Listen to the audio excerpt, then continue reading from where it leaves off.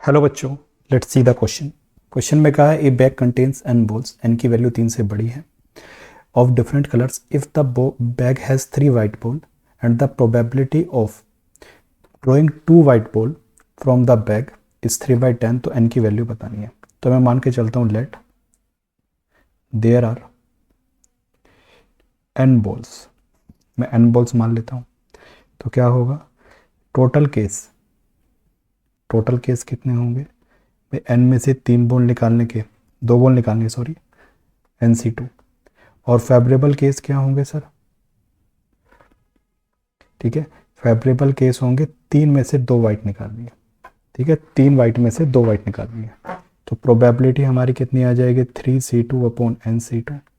NC2 की value होती है n×n-1/2 और 3C2 की वैल्यू 3 फैक्टोरियल/2 फैक्टोरियल 1 फैक्टोरियल 3। और ये भी कहाँ से आती है सर, ये n×2 फैक्टोरियल n-2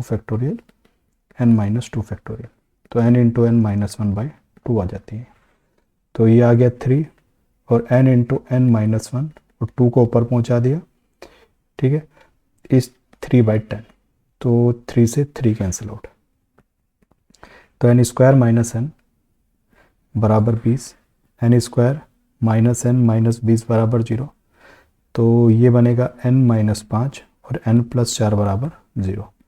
तो n की 2 वैल्यू आएगी 5 और -4। ये तो पॉसिबल ही नहीं है क्योंकि n की वैल्यू नेगेटिव नहीं हो सकती, 3 से बड़ी ही होगी। तो हमारी n की वैल्यू कितनी आ गई, 5, ठीक है।